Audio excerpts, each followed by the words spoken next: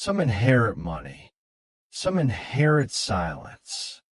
I inherited a battle wrapped in barbed wire and cedar fences. My grandfather's ranch wasn't on any fancy map. It didn't show up in real estate listings or Google Street View. It was land carved out of sweat and quiet rebellion. 17 acres of rugged beauty on the edge of a growing suburb, passed from calloused hands to calloused hands. When he passed, he left it to me. Not just the land, but the warning. They're going to try to take pieces of this place. Don't let them. At the time, I didn't know what he meant until the HOA letter arrived. It was printed on thick cream paper with gold letterhead that tried too hard to look expensive. The tone was polite. The message was not.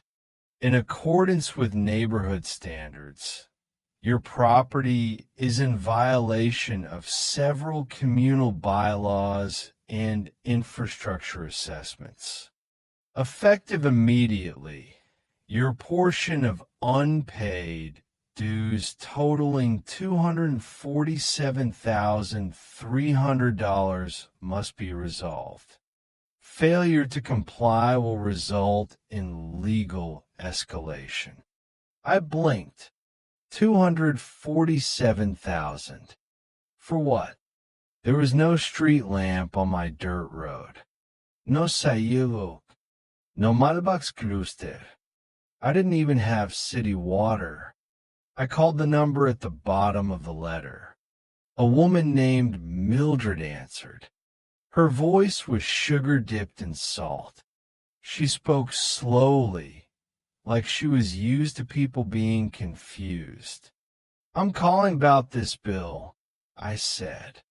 Yes, you're the heir to Parcel 12B. I inherited private land, not a neighborhood lot. Well, she said sweetly, your land is now adjacent to Brookhill Estates. As of 2 years ago, we expanded the HOA jurisdiction to include shared easements. Easements. She didn't answer directly. We've added a jogging path, fencing, and a community dog park, all of which technically intersect with your northern acreage. Because you built them there. She paused. Your grandfather never responded to our notices. He was a rancher, I said, not a subscriber to monthly bulletins. I hung up and drove to the HOA office. It looked like a miniature courthouse, columns, stone fountain, two-story glass windows like someone thought governance needed granite countertops. I walked in wearing my boots and dust-coated jacket. The receptionist gave me a once-over like I'd tracked in more than just dirt. I asked to speak to the board. She handed me another copy of the letter. That's when I noticed it. A hand-drawn map in the corner showing shared enhancements creeping nearly 80 feet into what had always been our ranch land. Their path, their dog park, even part of a playground shed, built on land they didn't own. I said nothing, just smiled, then drove straight to the county assessor's office. Turns out my grandfather, in one of his rare trips into town decades ago, had registered the land under a preservation trust designed to prevent subdivision, sale, or misuse without proper consent. There were no easements granted, no permissions filed, no transfers, and no HOA inclusion. But here's the best part. When Brook Hill Estates expanded their development 5 years ago, they had submitted plans that accidentally overlaid a corner of our property, a corner they assumed had been abandoned. The trust paperwork proved otherwise, and I now had the documents to prove trespassing, unauthorized development, and, if I pushed hard enough, property damage. So I hired a lawyer, not a flashy one, a quiet one, a woman named Lorna who carried her files in battered folders and wore sneakers to court. When I showed her the papers, she whistled. "They want $250,000 from you?" she asked. "Yep." She looked at the map again. "Well," she said, "how about we invoice them for using your land rent-free for 5 years?" Lorna sent the first letter. It wasn't loud. It wasn't dramatic. It simply stated that Brook Hill Estates had, knowingly or not, developed on private property protected by a land trust. And unless they wanted to face civil penalties and a mandatory removal of all structures within 30 days, they could settle out of court.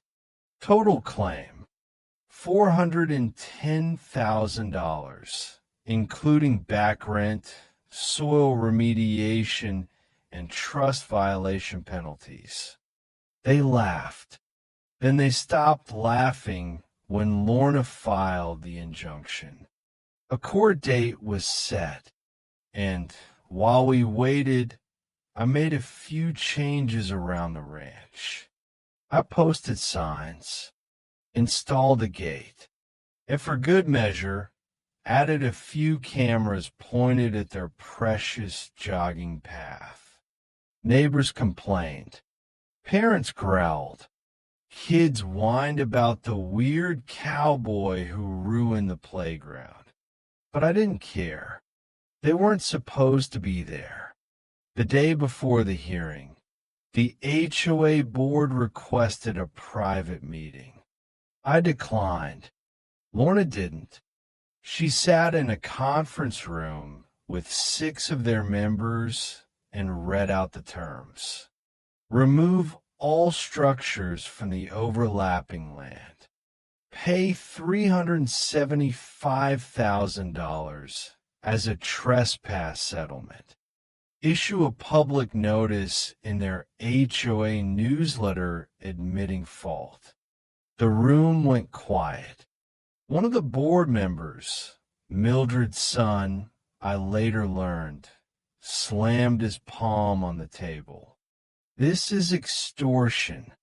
"No," Lorna said. "This is a math problem. You stole land. You built on it. You refused to check your paperwork. And now you're facing a judge who doesn't like HOA drama in his courtroom." They settled, not for the full amount, but for enough that I was able to rebuild the ranch fence, donate to my grandfather's old veteran lodge, and buy back a parcel of forest land that had been auctioned off years ago. They try to keep it quiet, but news spreads fast in places with porch gossip and church bulletin boards. By the end of the month, half the neighborhood had canceled their HOA memberships. A third of them showed up at my gate asking if I consider letting them use a small corner of the trail just during the summer. I smiled. "Only if you ask nicely." And Mildred? She resigned, said she was exhausted from ungrateful residents. I didn't say a word, just mailed her a laminated copy of the deed, with a post-it that read, "You built on the wrong dirt. You don't mess with land passed through generations. You don't invoice a rancher like a parking fine. And you definitely don't assume paper fences hold back real property lines. Because sometimes the quietest acres are the most protected. And the stillest families, the ones with the sharpest lawyers.